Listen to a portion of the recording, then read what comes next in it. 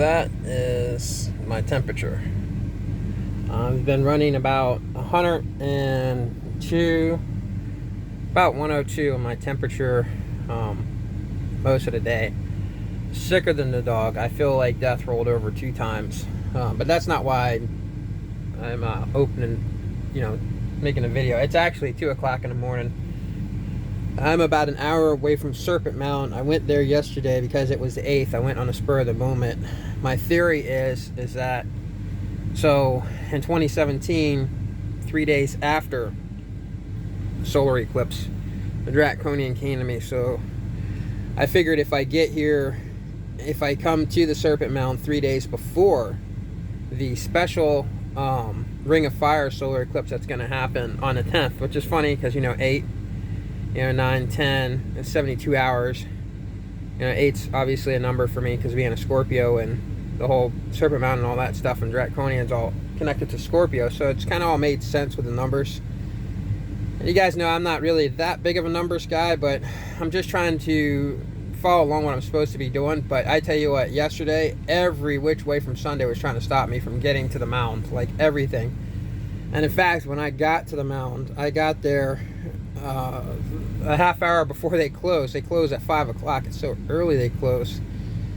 So I got out of my van and I pretty much hustled to get back there to see where the Alcor star and the Serpent was at.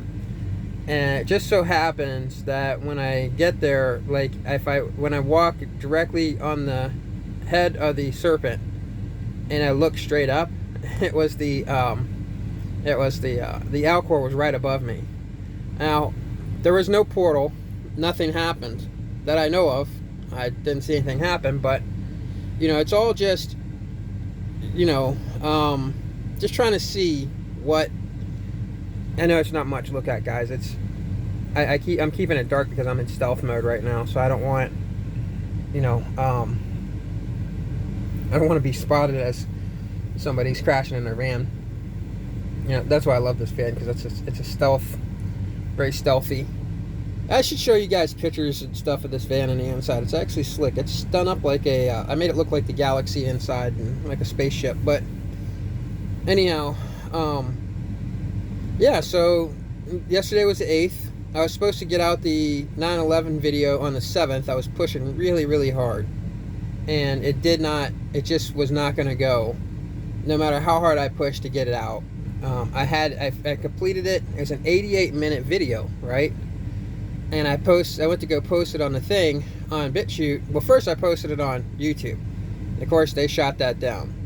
So then I went over to BitChute and I went to post it up there, and apparently they wouldn't take my video because it was too big. So at least that's what I assumed. So I took it and I cut it down in half, which was 44-minute two-part videos. So if you want to watch the video, if you want to get the information, you want to see the documentary, because that's really what it is. There's just so much evidence, and it's all backed by actual first-hand accounts and not second-hand accounts, right? Most of it is.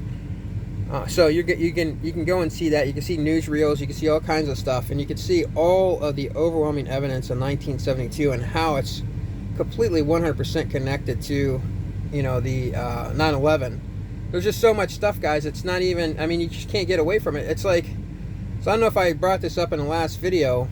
The Pentagon was bombed in 1972 for the first time. It was bombed for the first time.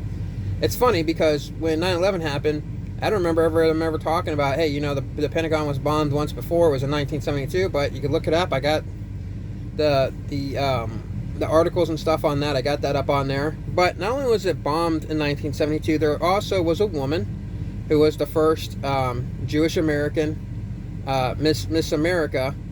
She was previously Miss America, and just so happens in 1972, she makes a speech. I think she even goes to the Pentagon on Mother's Day, mind you, on Mother's Day. She makes a speech talking about how the Pentagon is wasting tons of taxpayers' money on all kinds of stuff. Well, what happened the day before 9/11? So I also put that up there, the $2 trillion to Donald Rumsfeld. And I remember clearly the day before 9/11. And I remember seeing that, and I remember thinking, oh boy, Bush is in trouble. Like, I remember that clearly, that he's in trouble. I remember Rumsfeld being up there, and he was so agitated and pissy, and it was kind of fun to watch him. And then the very next day, 9/11 happened.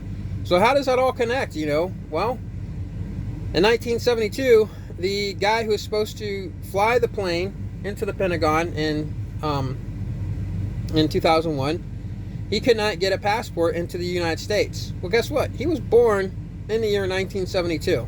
He was born when the Jewish woman was talking about the Pentagon. He was talking about, the over excessive spending the Pentagon's doing, just like Rumsfeld the day before 9/11. He was born the year that the Pentagon was hit for the very first time, in a bombing attack. By the way, it was in a woman's room, in the ladies' room. That's where the bombing went off. I mean, it's just, the stuff is so intertwined. And he could not get into the United States to carry out his orders to fly that plane into the Pentagon. He was born in 1972. Well, he was replaced with another guy, and he was also born in 1972. And so you got to ask yourself, what are the odds? There is about, 7, 8 things right there, all coincidence, and that's just around one thing. That's just around the Pentagon on 9/11.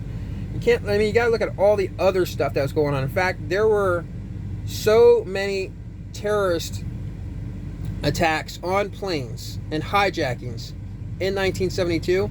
I have videos of first time ever all over the world, different places, Uganda, Africa, the first jumbo jet crash in history, which was here in America, the worst jet crash in commercial aviation history for British Airways. I think there's like one in Sweden. It's just, there's so much, and it was all over the world. And if you look it up and you type in world's most deadliest, the year that's most deadliest commercial aviation in history, it comes, you could see charts all over line, all kinds of charts. 1972 topped out everything, like massively, right? Like massive amounts of the deaths from commercial aviation. Well, the same year, the towers were built. Tower 1 becoming the tallest building in the world. So it's just like, there's so much to it, guys. It's really, really deep. And there's a lot more than that. Like, there's just so much. Like the whole Japanese connection, like Chinese connection, the whole Japanese connection to everything, with what happened in 1972, and how it's like kind of all linked to the 9/11. It's very, very bizarre, right? Like, most people don't know that the Japanese pulled off a terrorist attack, mind you, the Japanese, in the year 1972 in an airport over in Israel, right? The Japanese. And that was one of the worst terrorist attacks in an airport over there. It changed airport security forever. And in fact, if you ever hear people say that, all the airports are under an Israeli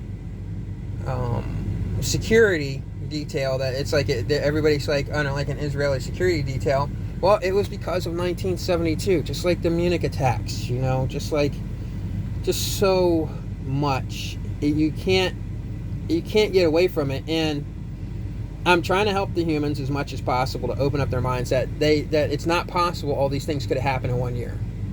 So you won't try to do monkey flips and try to go, well, this happened because of this and X, Y, and Z, but it's just, what are the odds all those things have been natural occurrences? So when I looked at the list, there is a list of over 20 things that connect 1972 to 9/11. That's just that event. We're not talking all the other stuff with 1972. I got a whole thing on the medical. I got a whole thing on, advancements. I got a whole thing on government, right? Like the guy who created the NSA, the National Security Agency, he created the Department of Defense. Now, mind you, he did all of this. He created the CIA, the Central Intelligence Agency. He created all 3 of those departments. How big are those departments, guys? And he was the first president in the United Nations, and that was Harry Truman. That's an impressive resume, but none of that tops out the one thing that he's known for more than anything, It's like nobody really looks at that. Like, how is it possible this guy had all of that going on? Because all they talk about when Truman comes up is the fact that he dropped the bomb on Japan, on Nagasaki and Hiroshima. So, and guess what? He died in the year 1972, the same year that a Japanese architect created the Twin Towers, the same year that there was a terrorist attack on an airport in Israel, the same year that when he dropped the bomb, I think it was, what year was it? Was it 46? What year did he drop the bomb? I can't remember. 44, 46, whatever. 28 years before 1972. Let's just put it that way. By the way, the towers cost $28 million to create. Was it billion or billion? I don't know.